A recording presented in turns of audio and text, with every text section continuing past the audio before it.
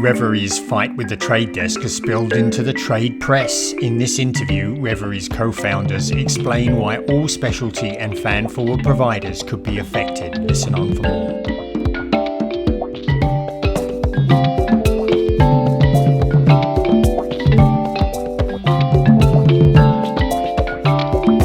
Hello and welcome to Inside the Stream. I'm afraid Will is unavailable again this week, but I have a special interview for you to tie you over until he returns. But before I get to that, I wanted to remind you to sign up for Will's Connected TV X AI Preview 2025 virtual conference, which is taking place on Tuesday, February 25th. The agenda covers how AI is impacting connected TV, and Will's got a great cast of speakers, including Paramount CTO Phil Weiser. My panel on the benefits AI brings to connected TV includes executives from Vivo, MediaOcean, Dentsu Media, and McKinsey, and it looks to be a corker.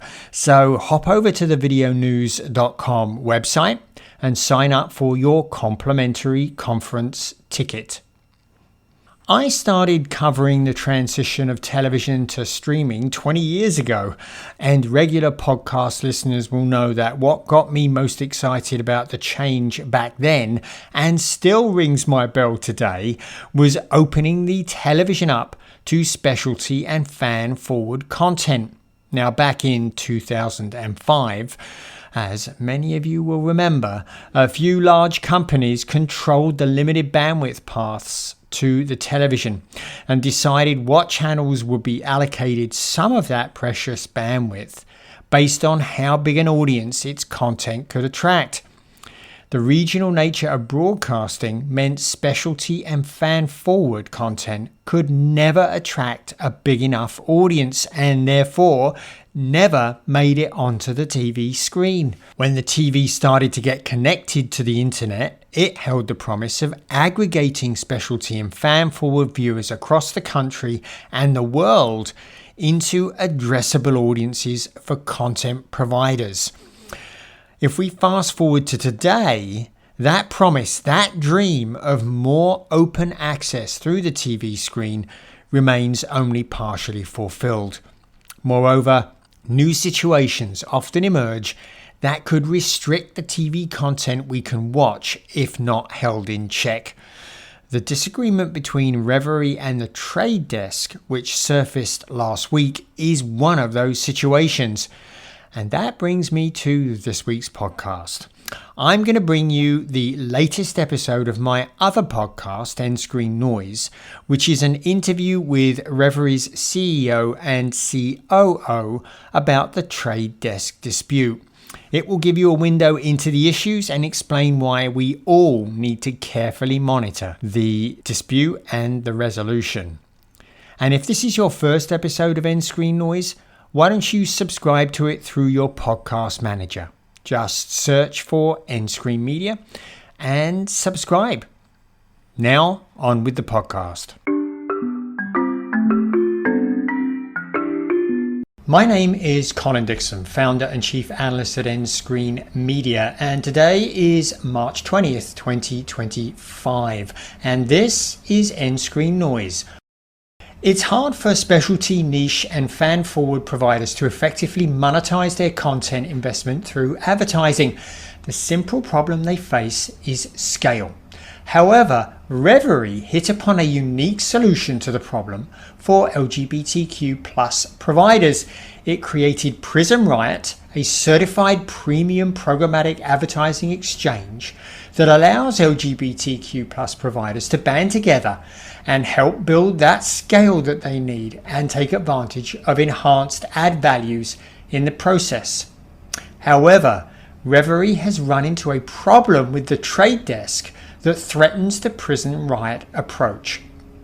The two founders of Revry, CEO Damian Pelliccioni and COO Aaliyah Daniels, join me this week to discuss the problem, why it matters, and how they think it should be resolved. But before we jump into the interview, I need to tell you about my newly updated Getting to Grips with TV Platforms class. If you'd like to understand the market, why it matters, why the TV OS has become a gatekeeper of the TV industry, and the strengths and weaknesses of the big participants like Roku, Google TV, Fire TV, and Apple TV, you should take my class, Getting to Grips with Connected TV Platforms. And as I've just said, I have updated all of those tvOS slides with the latest information. For example, I discussed the Trade Desk's recently announced Ventura TV OS. To learn more, go to the Research tab on the nscreenmedia.com website or point your browser at nscreenmedia.com/GTGW2. That's GTGW2. Now, on with the interview. I'm really pleased to welcome Damien Pelliccioni, who is co-founder and CEO of Revry, to the podcast. We've had Damien on before. Welcome, Damien. Thank you so much, Colin, for having me back again. And joining him is Leah Daniels, who is the other co-founder of Revry and Chief Operating Officer. So welcome, Leah. Thank you so much for having me. I'm excited to be here. Now, I asked them to join me because there's a little bit of a problem that they are currently having with the trade desk, but we will get to that in just a second. Before we get to that, why don't we do a quick update on Revry? So, Damien, give us a quick update on Revry. Yeah, so Revry is the world's largest LGBTQ AVOD and fast streaming network. We are across the globe now. We are every single OEM that you can think of and distribution touch point from Pluto TV to Samsung to TCL to Vizio, you name it, we're everywhere. We're really excited about all the amazing content that we have, about 1,000 hours to discover of content. And we work with big brands and agencies from everyone like L'Oreal to McDonald's to Lexus. And if you have a fast service, if you're using a fast service, you are undoubtedly have access to the Reverie channels because you're pretty much Yes. on every single service, right? Every single major service, Roku channel, Samsung, TCL, Vizio, Pluto, Philo, Fubo, you name it, we're on everything. And we're really excited because we've been there for quite some time now. Now, one of the things, of course, with you is you're fast focused. So you have Yeah. many channels and also on demand content available. And so why don't you give us a feeling for how you've been working to sell that ad inventory? You have a very desirable Yeah. audience. LGBTQ2 plus is very desirable to reach for advertisers. So why don't you give me a quick rundown on how you go about reaching, selling the ads to those channels?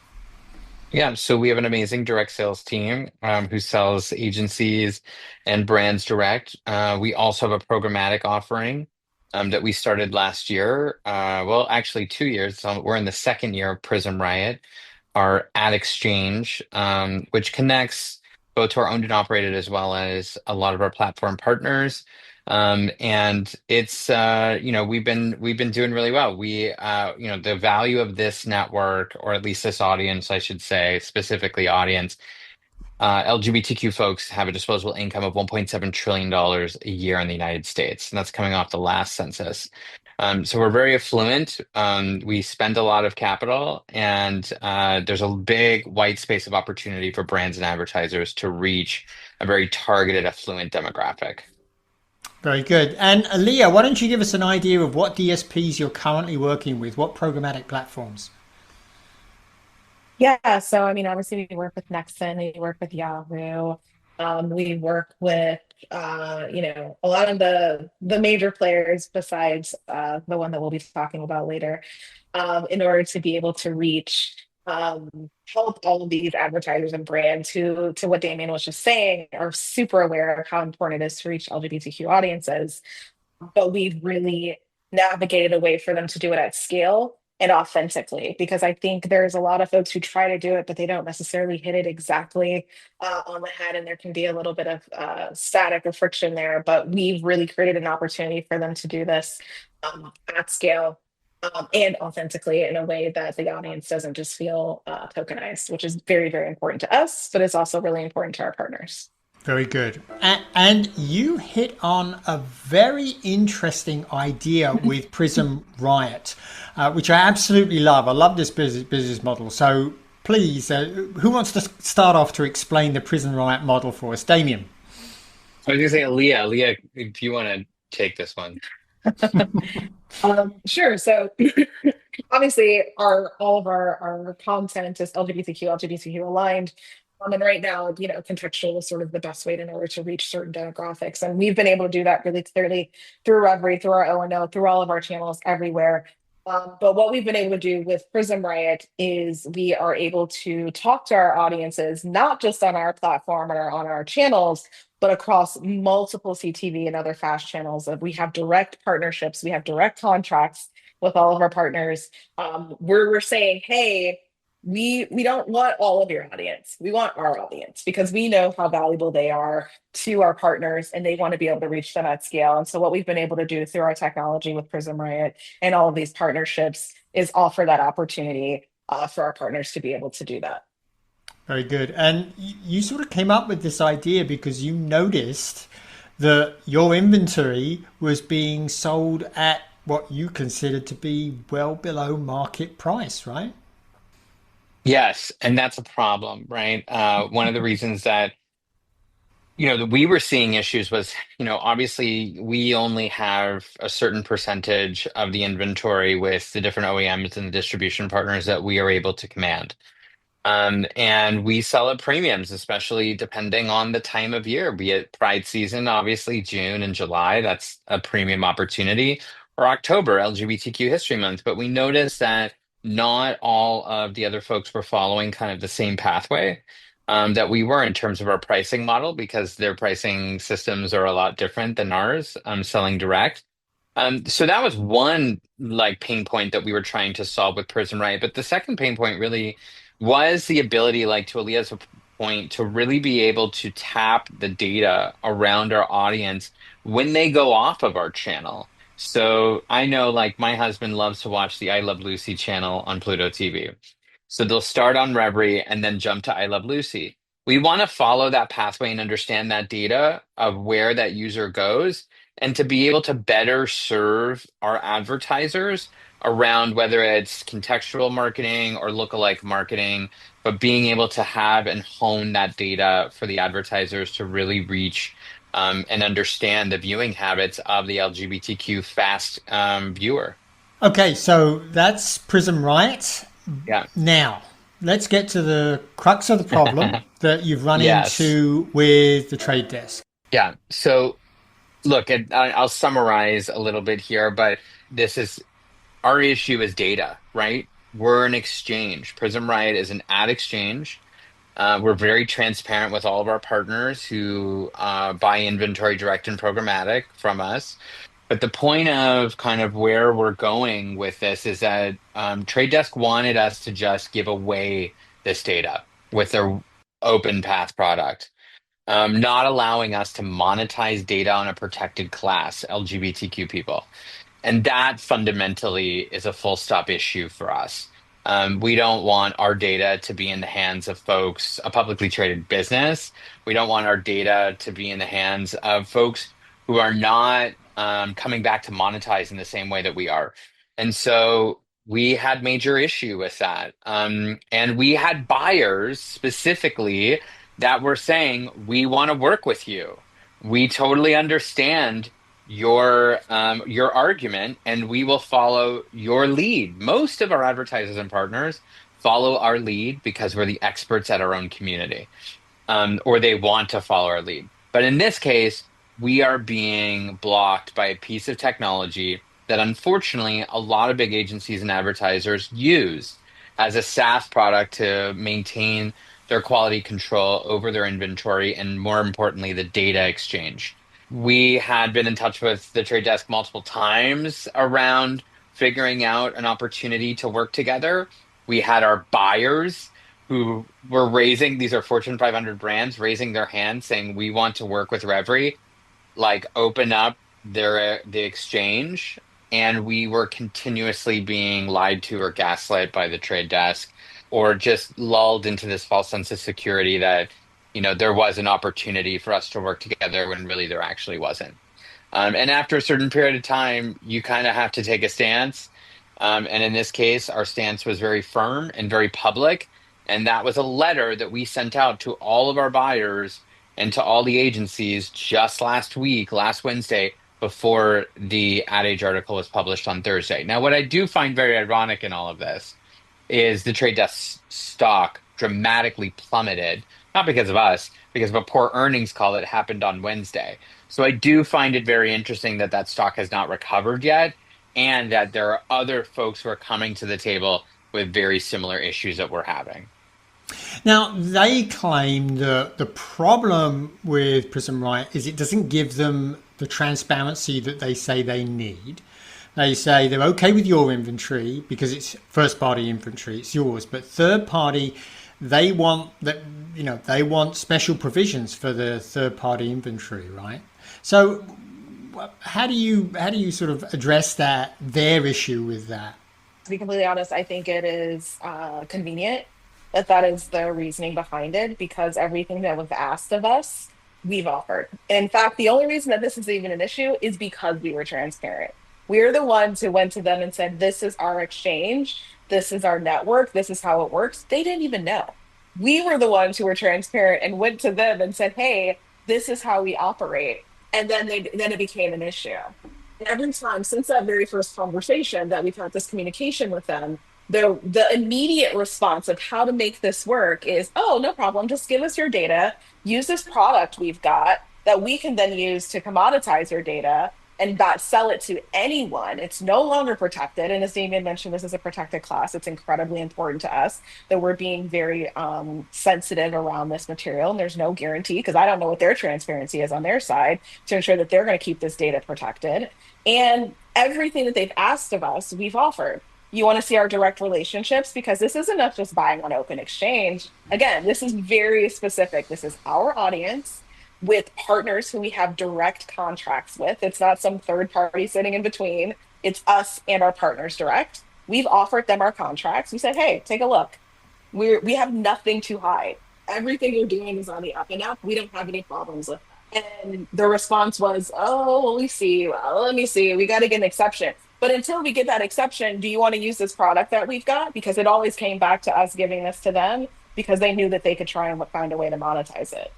Yeah, yeah. So to be clear here, the other DSPs don't have this problem, right? Or do they? No.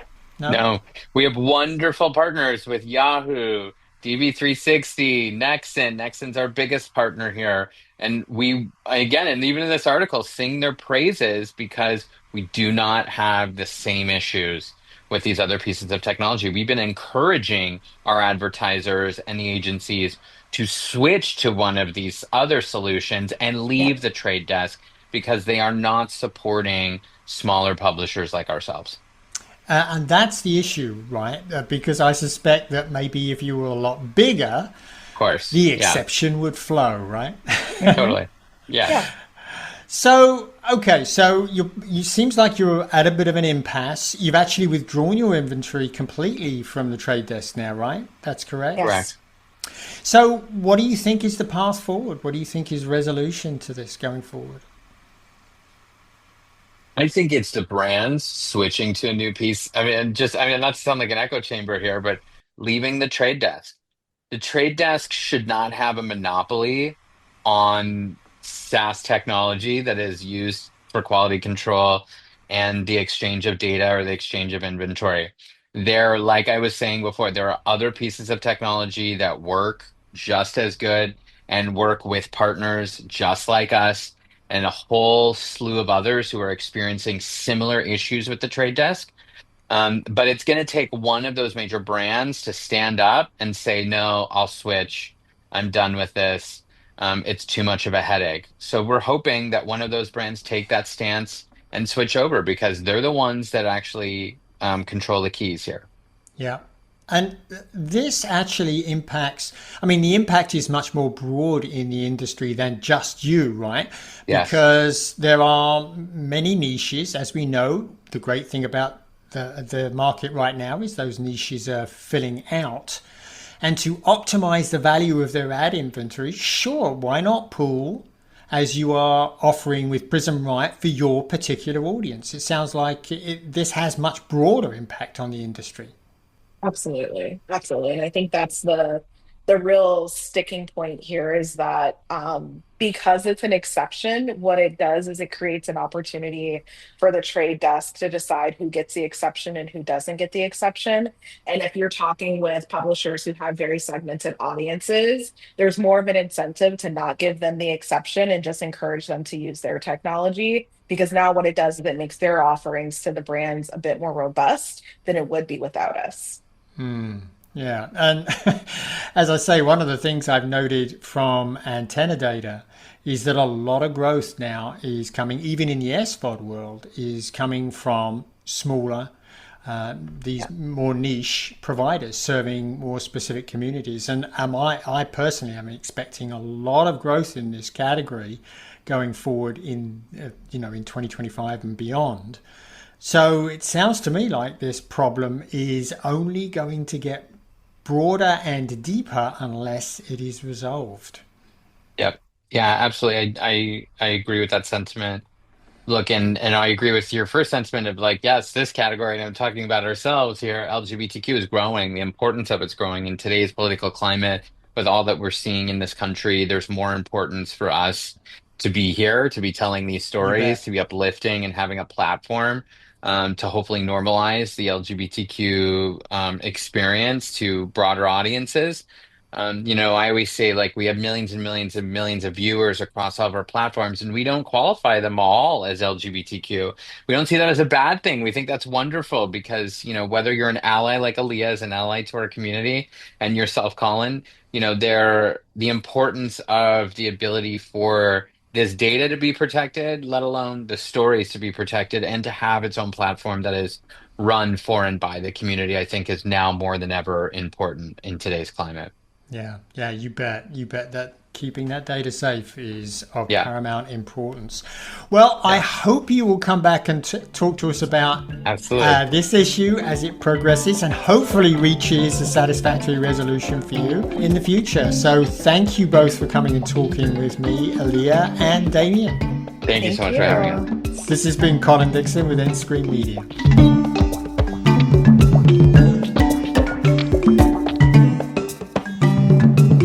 Inside the Stream is a production of Endscreen Media and Video News, all rights reserved.